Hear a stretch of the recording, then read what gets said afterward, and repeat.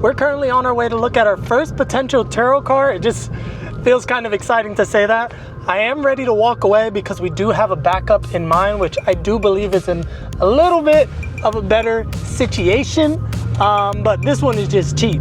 Cheap car is a great car because that means we can rent it for cheap and then get that ROI, return on investment, for my investor buddies much quicker than maybe a $10,000 car. A few minutes away, let's see what we get. And here is the start to our six-figure Turo rental car business, my 2014 Volkswagen Jetta.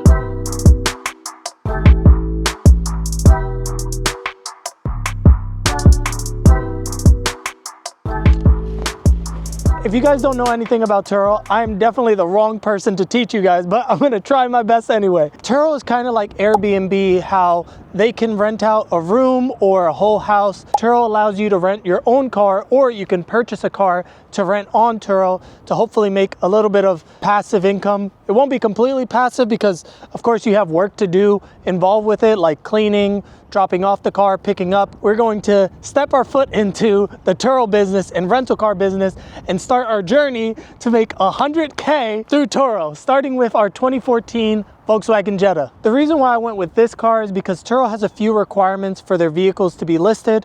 One being that the car needs to be less than 12 years old. So this is a 2014, so perfectly 12 years old. And the other one is it needs to be under 130,000 miles. This beauty is only 89,000 miles. So I think we'll get some pretty good life out of it before we need to junk it or sell it and get a new car. So let's take a deeper look into the Volkswagen Jetta and our plans to start our $1 million enterprise. Let's start small. Let's start with this car. So overall, the car has been pretty well taken care of. There's only this one little scratch right here from, I don't know, previous damage. This is just dirt that can be cleaned off because the license plate bracket is supposed to be here. It's missing a center cap here. This tire here is starting to show some extreme wear. I don't know if somebody like tried to slash his tires or is just really breaking off at this point. I'm pretty sure it's just a really old tire. And jumping into the interior, when I was looking for a Turo car, I wanted to make sure that it did have leather seats, and the weather mats was just a bonus. I was gonna get weather mats either way, but leather seats are gonna be crazy easy to clean compared to like maybe a cloth seat, but the interior is overall in really, really good condition. We already have up-to-date inspection, no check engine lights, heat and AC work. The only thing that we're really gonna do mechanically is make sure that this car gets a full tune-up before it goes on a ride, because we don't know when the maintenance has been done last. So right now, I'm just super, super enthusiastic about this car because I think it's gonna do really, really well on Turo. Right now, our goal is to be the cheapest on the market, so that way we can build up our ratings and build up our trips, so that way other people can see that we're a credible source, that we're gonna be reliable, and hopefully get good reviews to help pull in other people and then maybe boost up the price over time very slowly. And another reason why I got this car is because it's very, very basic. There's not tons of buttons here. There's no fancy heated seats. There's no backup camera. There's no anything, which keeps our costs low and allows the future renter to be able to rent this at a lower price and hopefully break less stuff when they're renting. I think this is going to be a huge winner for the car. I'm super excited to dive into it. So first, let's take it home, do a nice little clean, start taking pictures for it, so that way we can post it on Turo while we fix all of the mechanical issues and get it to a superb condition for the future renters. Even while I'm driving the car, it literally feels like just an economy rental car. Doesn't feel like it has many bells or whistles. It doesn't feel like anything special, which is exactly what we're going for with our price point of like $40 to $50 a day. Because if we were to spend like $10,000, trying to recoup all of that money is not impossible, but takes way longer than what we're trying to accomplish here. Jumping into cleaning the car, I'm starting with removing whatever this sticker is. Not too sure, but it's got to go. And my goal for this cleaning isn't to make it a showroom car. I just want it to be presentable for pictures. And also, I really don't want to be cleaning the car for every single booking that I have. So my goal is to hopefully get one of those monthly car wash services where you pay 20 bucks and you have unlimited washes. And unfortunately, my pressure washer broke, so we're working with what we got. Exterior of the car is looking very, very picture worthy now. time to just jump into the interior, which isn't terrible, but a nice little vacuuming, some leather care will help shine this up so much better.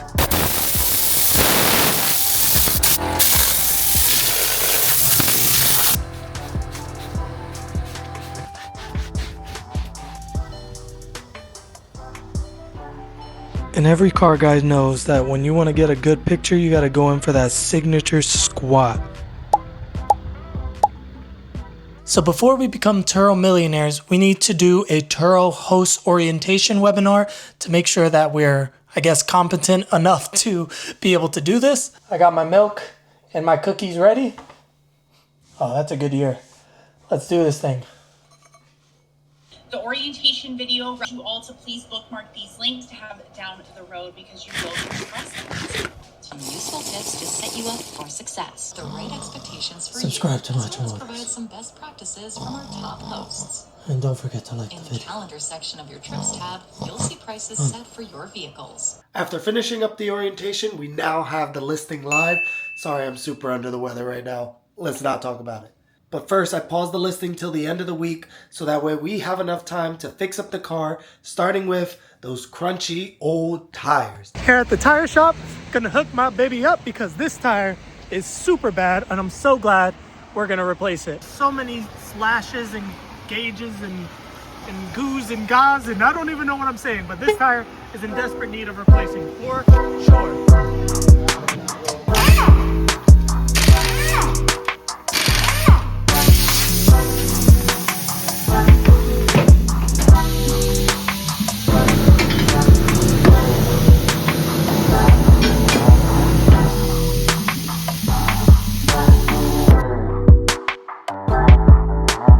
Jetta is missing a front plate bracket, so we got one for just 10 bucks.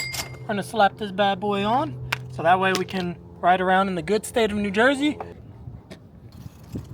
There you go. And as a bonus, it helped to cover up that scratch just a little bit more. Alrighty, we have a box full of parts here, ready to fully tune up the Volkswagen Jetta, so hopefully whoever rents it out has no issues and can enjoy their rental with the peace of mind knowing that their car is safe and reliable. Air filter, cabin air filter, new brake pads, new oil filter, and spark plugs. And I have rotors that came in earlier off to the side. Let's get to work. And here's the first look of the engine bay. I believe this is the 1.8 liter pushing around 170 horsepower. Not crazy numbers by any means. We're looking for just a regular, daily, reliable driver. Starting off nice and easy with the air filter. I always like to start with the easy stuff first just to help us get a little bit of momentum on the project. And I'm pretty hopeful for the car because it seems like the previous owner had it for a long time and I think took pretty good care of it because we have good inspection. This looks like a newer battery. Hopefully did some maintenance to it, but we'll be checking that theory out right now. I swear German cars have the most secure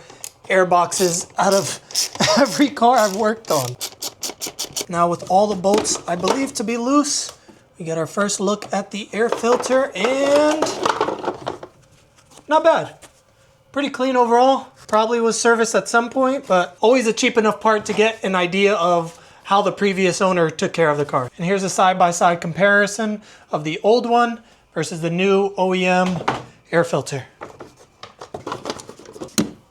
I'm doing this all by hand and forgetting that I have technology. We're not cavemen. We have technology. Moving on to some spark plugs. Looks pretty simple. Just 4 nuts, 4 plugs, pop them out, put on the new ones. For these last 2 in the middle, it's spinning the whole bolt, which I'm a little worried that it's going to ruin the ground wire. So I stuck in this little 13 millimeter to kind of lodge it in place. I was able to separate this top bolt from the actual bolt that holds on to the ignition coil.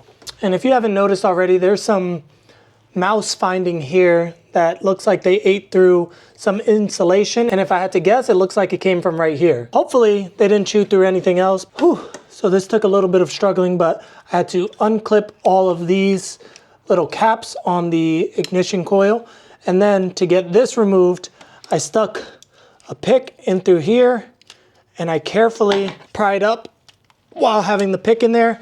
And I was able to get all 4 removed, or at least loose. A little bit more, little bit more, little bit more, little bit more, little bit more, little bit. Come on. All right, back with a deep socket 10 mil. Oh, this is like really stuck on there. Oh my God, what is that? I feel like I'm breaking it. That's how tough it is. Like, am I doing something wrong? It's like lodged onto the spark plug. I've never seen this happen.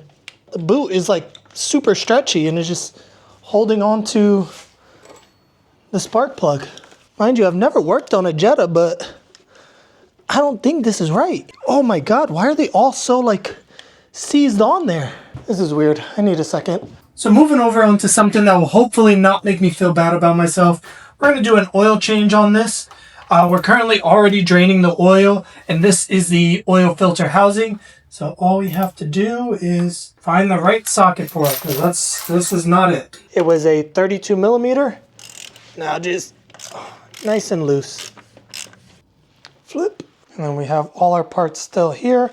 We're gonna take out the old filter like that and pop in the new one if it wants to go in. And then of course, always replace this little O-ring as well. All right, old O-ring out. There you go, all in that groove. Looking ready to be put back in. And we're good.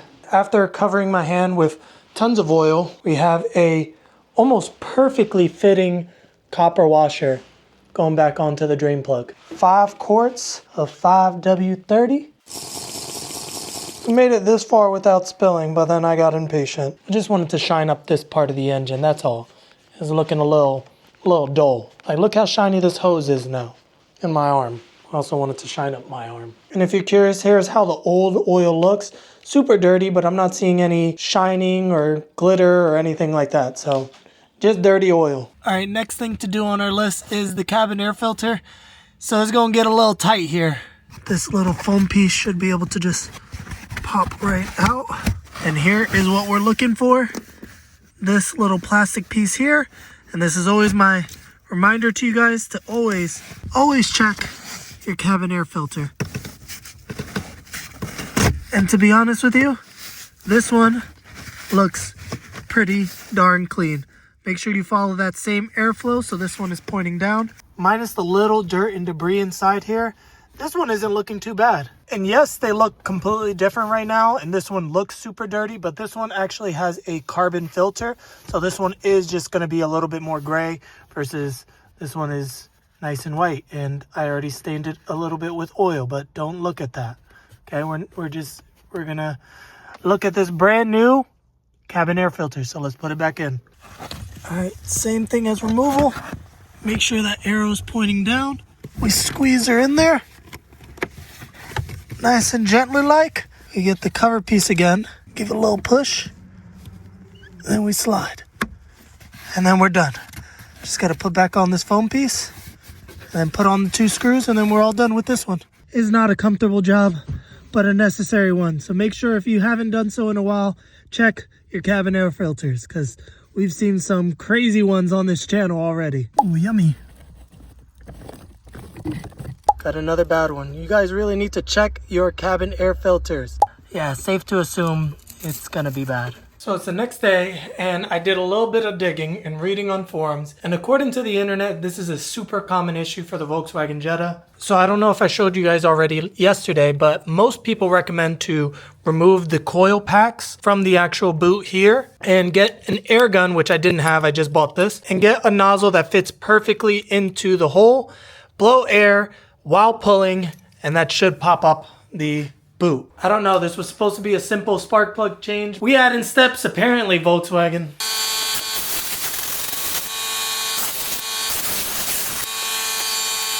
I can't believe that actually worked. I don't know if you saw, but some of them just literally popped out with no issues. These two needed a little bit of persuasion. I'm hoping I didn't destroy the boot, which, to be honest, it doesn't look like I did. Finally, we can finish this spark plug job. Here are the 4 old spark plugs. And I will say, at first I didn't think there was anything wrong, but if you look closely at this spark plug, hard to see, but it's got this weird layer of just crust on the tip of the electrode. Same thing with that weird crust on top of the electrode. Not sure, I've never seen that before, so this is new to me. The car did have a very, very slight misfire, so I think this might be the issue because these spark plugs look very, very crusty. So let's hop in the new Bosch brand spark plugs and finish up this job.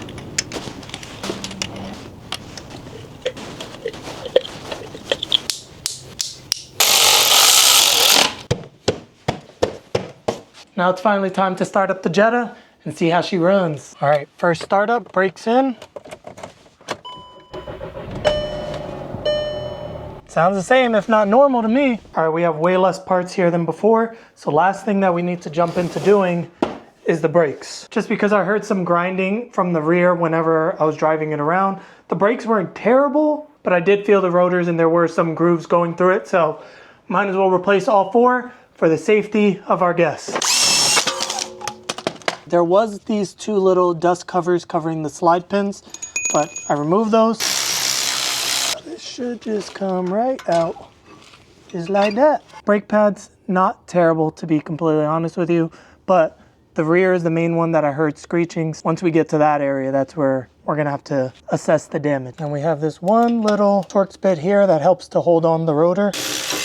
No hammer required. And I will say, it looks like they might have changed the wheel bearing at some point because this is real shiny. And here is the new brake rotor with the old one. Nice and shiny. And honestly, not that bad. Let's put this back together and then look at the rear.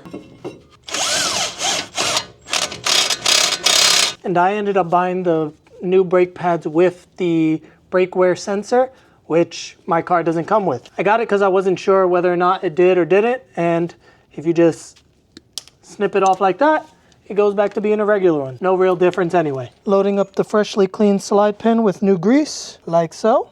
And after a few steps that I forgot to film, we have a beautifully finished rotor and brake pad. So I was thinking that this brake job was about to be a nightmare because these caliper bolts are a little bit hard to get to, but I just found out this, and this saved me so much time. So right now it looks like I have to take off the caliper bracket. So I was looking back here and there's like no room to really get to these bolts, which is located somewhere down here, and you need an extension and I need to get underneath the car. But then I did this, and brothers, we don't even have to take off the caliper bracket. We could just take off the old one and slide in. Come on. Uh-oh. Slide in the new one. Super easy brake job. I don't know why more can't just do that. Showing off the before. She a little dirty from my fingerprints, but another successful brake job. And now that's it. That was the last remaining issue on the Volkswagen Jetta. Now we just gotta wait for somebody to rent it. Hopefully soon, because we're down like $5,000. So before I start this Turo update, I've been really sick. I really want to get this video out for you guys. So here is exactly how Turo's been going in the past 2 weeks. Sorry I sound like this, but we're going to have to deal with it if you want the video out. So it has now been 2 weeks since we started this Turo journey, and boys, it is not going well. Week 1, we have 0 sales, completely 0. So what I ended up doing was lowering the price even lower than what I thought was already cheap, and then we got hit with a snowstorm. So right now, nobody is interested in renting cars. To be completely honest with you, I was trying to get this car back in November, not this specific car, just a Turo car, so that way I can pick up on the Thanksgiving people, the Christmas people, the New Year people, and just anybody that's traveling. I think would have been the best time to really book, but unfortunately, I just couldn't find a car in time. So I don't really know what to do at this point, because right now I don't think we're going to have any problem selling the car if that's the route we go, because I can easily get $5,000 for this car. It only has 80,000 miles, has 0 issues, has a full mechanic tune-up. I don't think that's going to be a problem. But I don't want to give up on this Turo journey. I truly feel like we can do it. It's just not the right timing. I'm willing to give this a few more months and then give you guys an update. If you have any ideas for me to improve or things I should have done better, let me know in the comments down below. And as always, I appreciate you guys for watching. Peace out. Macho Motors out.